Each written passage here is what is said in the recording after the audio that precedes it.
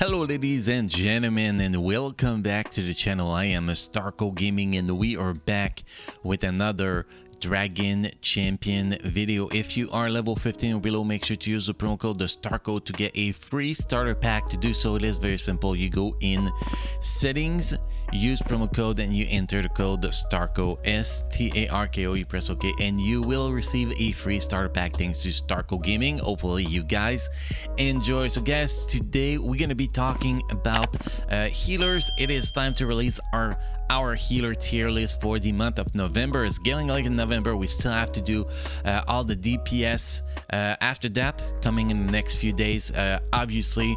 But today it's time for healers. By the way, guys, if you want to gain access to the picture of the tier list, you can join me on my Discord server. The link is in the description down below, and there is actually a section called tier list. You just click there and you're gonna gain access to all my tier lists that are currently released.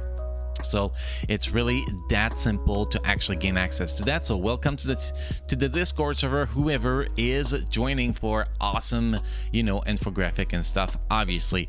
But so today we're going to talk about healers. Now we're going to bring a picture to the screen so you guys can actually see the actual tier list. Hi tier list, how you doing? Oh wait, tier list doesn't speak. Anyway, let's jump into that tier list. Let's go one character at a time and see what I had to say in the tier list about those characters, and maybe add some extra stuff if I do have some extra stuff. So first of all, we have Solius, which is number one. Obviously, he's a human healer. In PvE he is SS, in PvP S, in raid A, and overall he is a S+. He is probably, in my opinion, the best healer in the game, but I'll have to say the top three healers are pretty close to each other. All three of them could actually be considered best healer in my opinion. Solius is the best healer overall. Not only he has the best order leadership ability, which is benefit highly humans. It's very strong for Panda, and is very good for synergy with Nightail too. It's actually crazy. But also he is one of the most efficient plug and play healer in the game. You can actually use Solius with any freaking character in the game. That has how good he is. His third skill is amazing. His second skill's healing output is crazy, and you can acquire Solius via his legendary event. You can first recruit him at 5 stars, and then you can keep doing the legendary event till you have him at 7 stars. But he's one of the rare legendary event characters you can actually get at 5 stars, which is pretty awesome. Rank number 2, we have Dr. Frank. He is a goblin healer. Obviously in PvE he is SS, is actually meta, the best healer for tower. In PvP is not that impressive. In PvP really easy to counter. Raid he is S because his synergy into a goblin team for pretty much phase 4 of the raid mostly, but other phase 1 and phase 3 too works pretty good. It's just amazing. Overall he is a S+ healer. Dr. Frank shine with both his shock and his shield. Amazing in the goblin team, but can also do an outstanding job in a tower, where keeping your shield as high as possible between each fight is mandatory. You can acquire Dr. Frank in down of the order 8 to 12. It's free to actually farm manually and in the battleground shop. I think it's 400 battleground tokens for 5 arrow stone if I am not mistaken. Next we have Renara. Renara is a pride healer. In PvE she is S, in PvP she is S, and in the raid she is A. Not that very useful in the raid, to be honest, but overall she is the S healer, rank S healer. Renara is the only healer that can revive dead team members. Apply AoE cheat death. Yes, every time everybody that's full health that gets 2 stack of regeneration, they do actually get cheat death. So if everybody has 1 stack of regeneration, it's her turn to go and she do her AoE heals, which apply a stack of regeneration to everybody. That means everybody gain cheat death, plus she can revive people. There's nobody that has a kit that can actually afford all that, can actually bring all those things. So this is actually a very unique kit, and that makes her very, very, very strong. She is very hard to counter too, because if you have a tank, a defender in the team you're trying to fight, and you cannot actually target Renara like a Pride team with Hero Lead and Salvador. You're gonna try, if you finally kill Salvador, she's just gonna be like, Salvador's back. So yeah, she is very, very annoying because of that. You can acquire Renara via her legendary event, which is actually also an event where you can recruit her at 5 stars and eventually recruit her, rank her up to 7 stars via the legendary event. Next we have Zentara. Zentara is probably the best, you know, original free-to-play farmable healer in the game.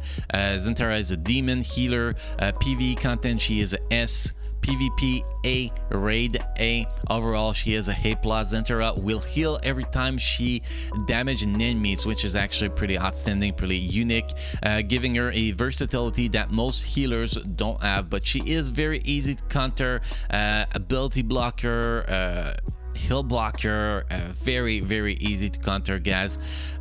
You can acquire Zentara via Rage of the Clan 7-3 and Demon Invasion 3-12.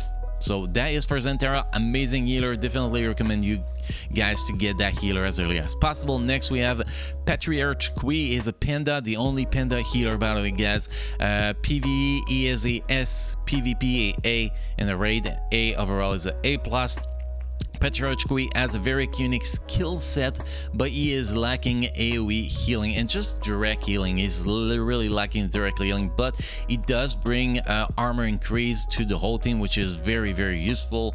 It does bring a lot of shields, which is very, very useful. And also we're about to get a rework on him, which is gonna make him even stronger. So be ready for him to actually jump back a little bit higher in the list, but I think I put him high enough because that rework that's coming. You can acquire Patriarch Kui via Down of the Order 7-3, Demon Invasion 3-3, and in the Battleground shop. So many places you can actually get this guy early on in the game. And actually, he's gonna be your best healer early on in the game. When you get started in the game and you can finally recruit him, he's gonna be your #1 healer because he is just so very useful early in the game.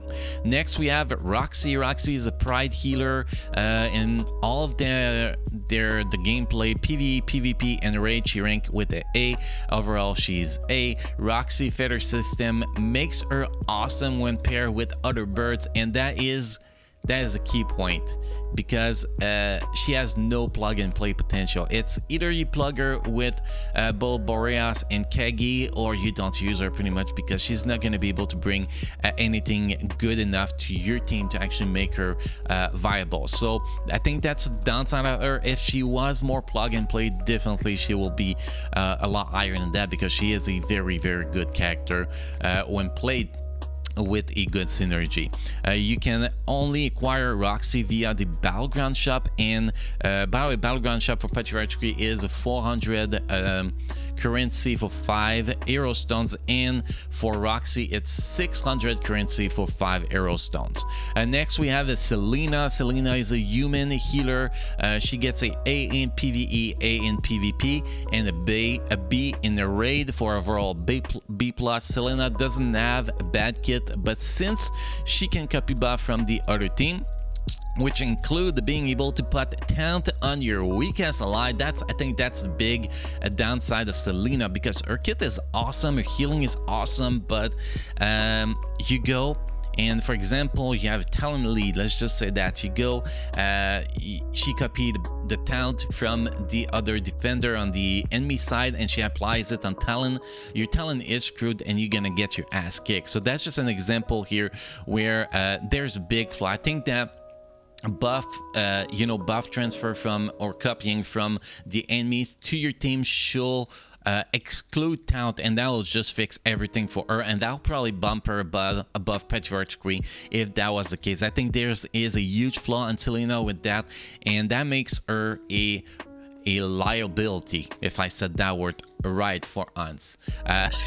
You can acquire Selena via Rage of the Clan 5-9 really early to actually be able to farm her, which is awesome. In the Battleground shop, 400 currency for 5 hero stone.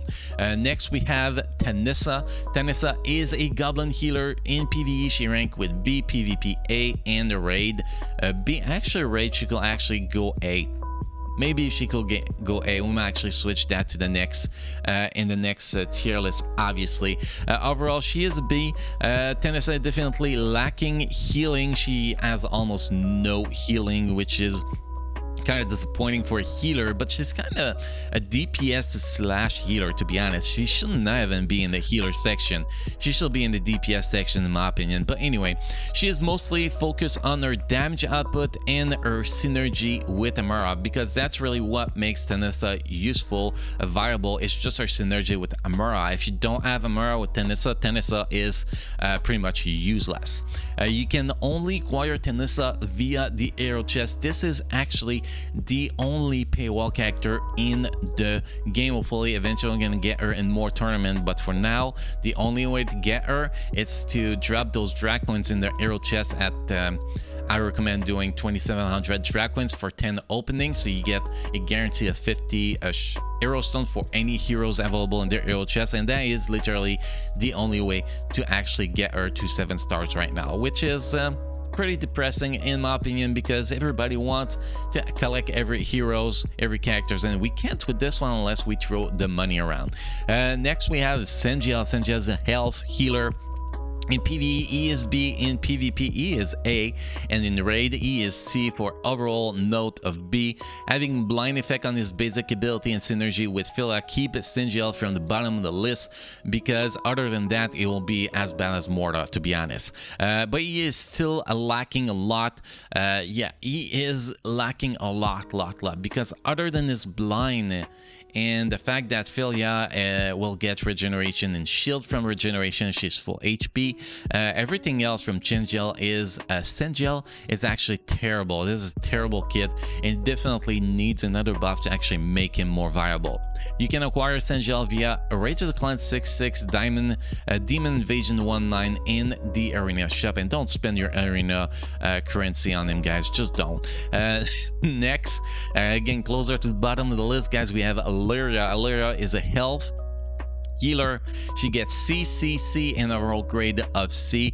Illyria doesn't bring anything interesting to the table. Very squishy and lacking decent healing output. Her single target healing is trash. Her AoE healing is trash, and her damage is trash. So it's actually not that good, but still better than Morta. Sadly, it is better than Morta.